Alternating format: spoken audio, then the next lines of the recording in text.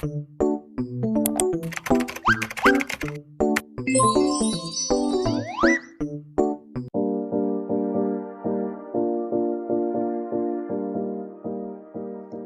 everyone, I am Chrisa Viernes and today let's get to know who is the famous author Leo Tolstoy.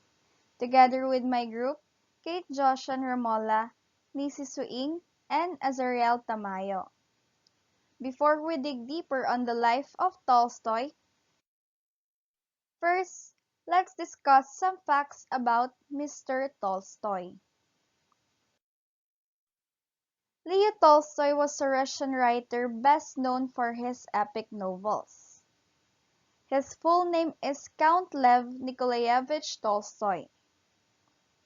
Because of the conventions of Russian noble titles, Tolstoy also bore the title of Count despite not being his father's eldest son. Tolstoy was known for Russian novelist and writer of philosophical and moral texts. Born into an aristocratic Russian family, Tolstoy wrote realist fiction and semi-autobiographical novels before shifting into more moral and spiritual works. Some of his famous works are War and Peace 1869, Anna Karenina 1878, A Confession 1880, The Death of Ivan Ilyich 1886, and Resurrection 1899. Leo Tolstoy was born on September 9, 1828 in Yasnaya Polyana, Russian Empire, which is his family's estate. He was the fourth of five children born to Count Nikolai Ilyich Tolstoy and his wife the Countess Maria Tolstoya. His mother died when he was 2 years old and his father when he was 9, so he and his siblings were largely brought up by other relatives. Leo Tolstoy began studying law and languages at the age of 16 at Kazan University, but did not complete his studies because he was a very poor student and soon left to return to a life of leisure. On September 23, 1862, he married Sophia Burrs, also known as Sonia. Sonia was only 18 at that time, which is 16 years younger than him, and was the daughter of a doctor at court. Between 1863 and 1888 they had 13 children including Count Sergei Lvovich Tolstoy, Countess Tatiana Lvovna Tolstoya, Count Ilya Lvovich Tolstoy, Count Lev Lvovich Tolstoy, and Countess Alexandra Lvovna Tolstoya. But out of 13 children, only 8 survived to adulthood. Leo Tolstoy's notable quote is, "There can be only one permanent revolution, a moral one, the regeneration of the inner man." How is this revolution to take place? Nobody knows how it will take place in humanity, but every man feels it clearly in himself. And yet, in our world, everybody thinks of changing humanity, and nobody thinks of changing himself. Leo Tolstoy died from pneumonia at the age of 82 on November 20, 1910 in Ostapovo, Russian Empire.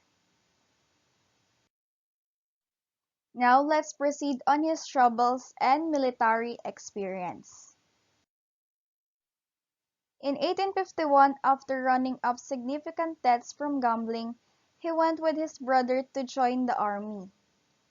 During the Crimean War from 1853 to 1856, Tolstoy was an artillery officer and served in Sevastopol during the famous 11-month siege of the city between 1854 and 1855.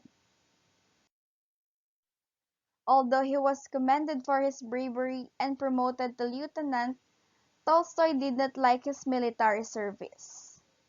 The gruesome violence and heavy death toll in the war horrified him, and he left the army as soon as possible after the war ended. Along with some of his compatriots, he embarked on tours of Europe, one in 1857 and one from 1860 to 1861. During Tolstoy's 1857 tour in Paris, he witnessed a public execution which later became a traumatic memory, and that experience shifted something in him permanently. He developed a deep loathing and mistrust of government in general. He came to believe that there was no such thing as good government, only an apparatus to exploit and corrupt its citizens. In 1862, he put those ideals to work, founding 13 schools for Russian peasant children in the aftermath of Alexander II's emancipation of the serfs. His schools were among the first to run on the ideals of democratic education, an education which advocates democratic ideals and run according to them, but were only short-lived due to the enmity of the royalist secret police. So, good day everyone. I'm Azariel Tamayo and I will be discussing about famous stories and quotes or work of Leo Tolstoy. So, to give you an overview, here is the list of his early and epic novels from 1852 to 1877. Between the year 1852 and 1856, Tolstoy focused on a trio of autobiographical novels, childhood, boyhood, and youth. Later in his career, Tolstoy criticized these novels as being overly sentimental and unsophisticated, but they're quite insightful about his own early life. Um, The novels are not his direct biographies, but instead, the novels tell the story of a rich man's son who grows up and slowly realizes that there is an insurmountable gap between him and the peasants who live on the land owned by his father. So in 1855, he also wrote a trio of semi-autobiographical short stories, Sevastopol sketches, which depicted his time as an army officer during the Crimean War. Um, For the most part, Tolstoy wrote in the realistic style, attempting to accurately and with detail convey the lives of the Russians he knew and observed. Um, his 1863 novella, The Cossacks, provided a close look at the Cossack people in a story about a Russian aristocrat who falls in love with a Cossack girl. So, um, Tolstoy's magnum opus was 1869's War and Peace, a massive and sprawling narrative encompassing nearly 600 characters, including several historical figures and several characters strongly based on real people Tolstoy knew. Um, Magnum opus pertains to the greatest achievement of an artist or a writer. Um, War and Peace is the epic story that deals with Tolstoy's theories about history, spanning many years and moving through wars, family complications, romantic intrigues, and court life, and ultimately intended as an exploration of the eventual causes of the 1825 Decembrist revolt. Um, and interestingly, Tolstoy did not consider War and Peace to be his first real novel. In fact, he considered it as a prose epic and not a true novel.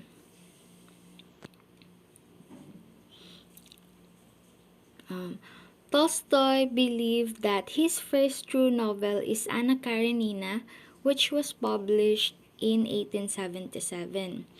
The novel follows two major plot lines which intersect and unhappily married aristocratic woman's doomed affair with a cavalry officer and a wealthy landowner who has a philosophical awakening and wants to improve the peasantry's way of life.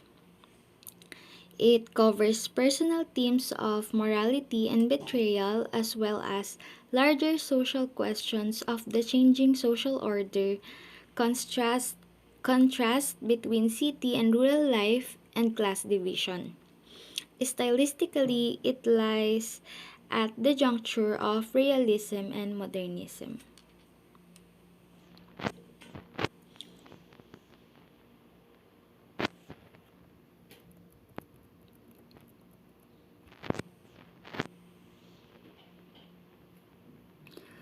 Let us now proceed on Leo Tolstoy musings on radical Christianity between 1878 to 1890.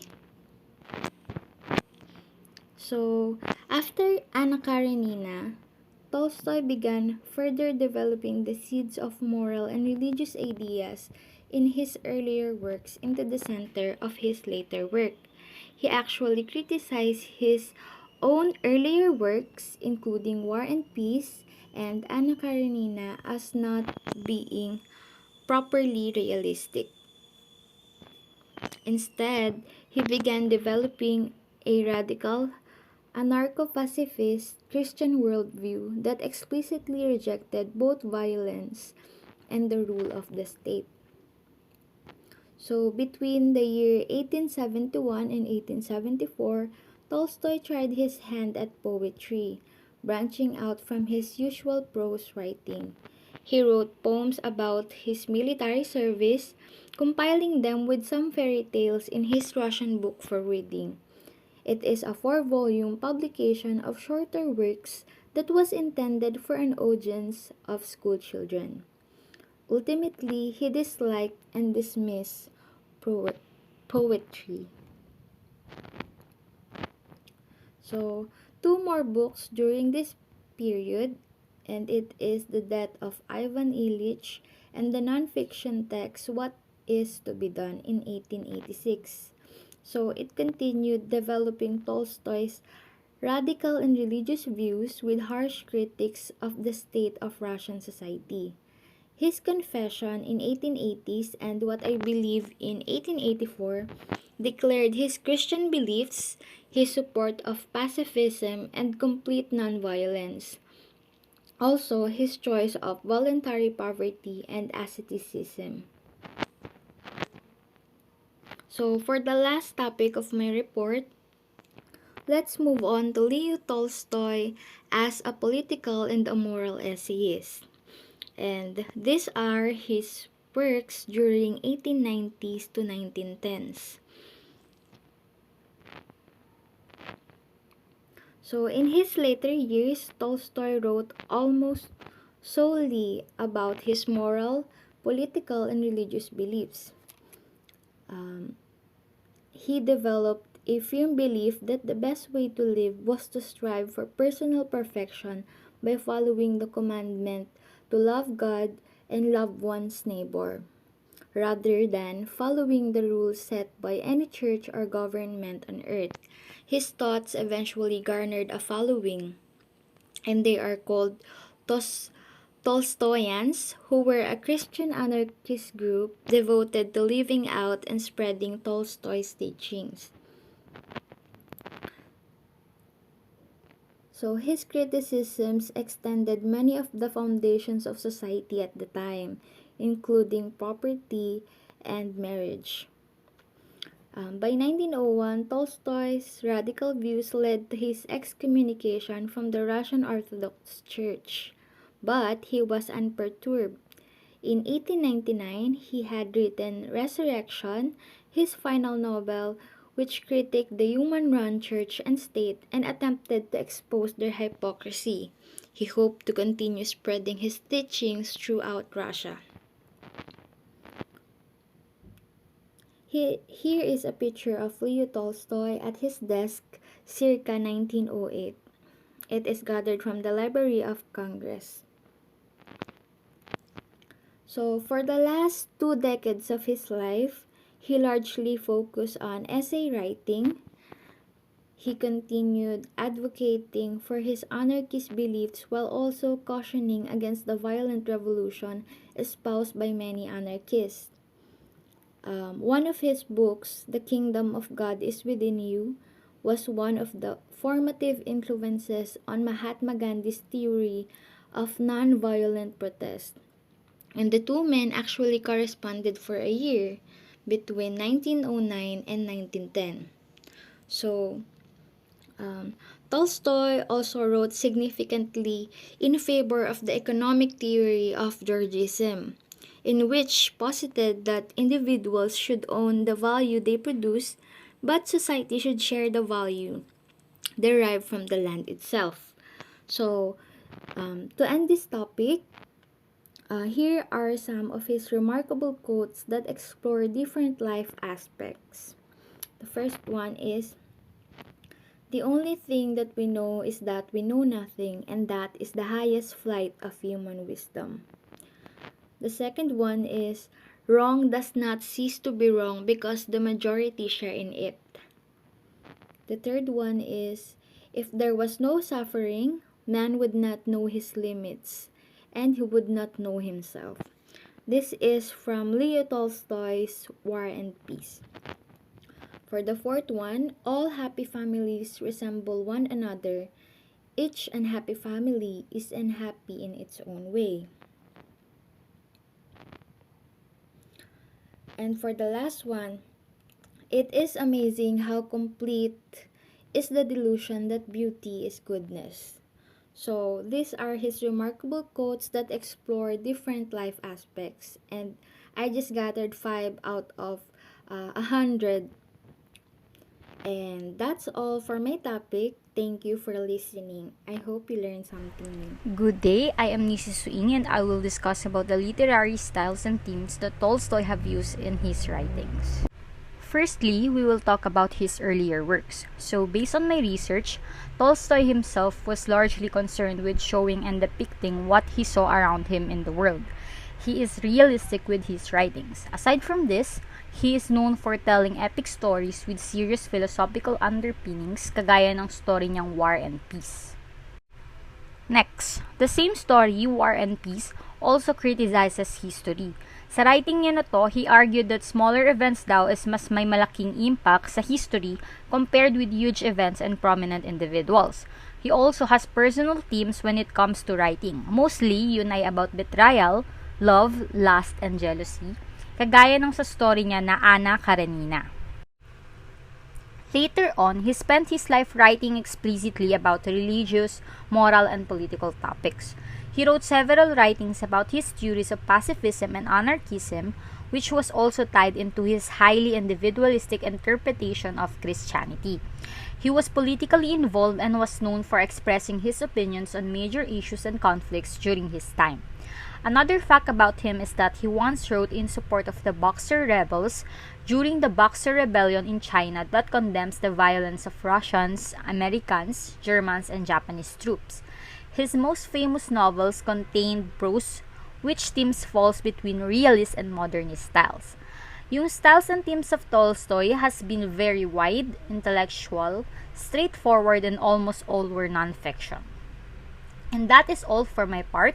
I hope you have learned something about Leo Tolstoy. Thank you. Okay, good day everyone. I am Kate Josianne Remola, and I will be reporting the death and legacy of Leo Tolstoy. So, in his remaining days, Leo Tolstoy reached a breaking point in his life. Tolstoy's ideas, family, and health had all declined and reached a breaking point at the end of his life. He eventually divorced his wife Sonia, who fiercely opposed many of the beliefs and was envious of the attention he lavished on his reporters over her. He snuck away quietly at night leaving home in the dead of the night during frigid winter in order to depart with the least amount of conflict with his wife. So, um, his health had deteriorated and he had given up on the trappings of his aristocratic lifestyle. He fell at the Astopovo railway station due to pneumonia, which is, after spending a day traveling by train, his destination somewhere in the south, which in where he collapsed due to pneumonia. But unfortunately, despite the summoning of his personal doctors, he died that day on November 20, 1910. So when Tolstoy's funeral procession passed through the streets, police sought to restrict access, but they were unable to prevent hundreds of peasants from lining the streets, some of whom were there out of curiosity about a nobleman who had died, rather than because of loyalty to Tolstoy. So, in many ways, Tolstoy's legacy cannot be overstated. His moral and philosophical writings inspired Gandhi, in which you can recall Gandhi quoted the golden rule, which is, do not do unto others what you would not want them to do unto you. He greatly influenced Mahatma Gandhi through his writings and his no, no. So Mahatma Gandhi was a lawyer, anti-colonialist. He was also a political ethicist. He was he led the leadership of campaign for Indians' independence from British rule, and he is campaigning and fighting for non-violent resistance. So, the War and Peace book is a staple on countless lists of the best novels ever written, and it has remained highly praised by the literary establishments since its publication. Moving on. So, Tolstoy's personal life, with its roots in aristocracy and final renunciation of his privileged life, continues to interest readers and biographers, and the man himself is as well known as his works. Some of his descendants immigrated to the United States in the early 20th century, and many of them are now making a name for themselves in their chosen fields. Tolstoy produced a literary legacy of epic prose, meticulously constructed characters, and a deeply felt moral philosophy, making him an unusually colorful and influential author over time. So let me end this presentation by quoting one of his lines. Everyone thinks of changing the world, but no one thinks of changing himself. Thank you for listening. I hope you enjoyed the story, and we'll see you next time.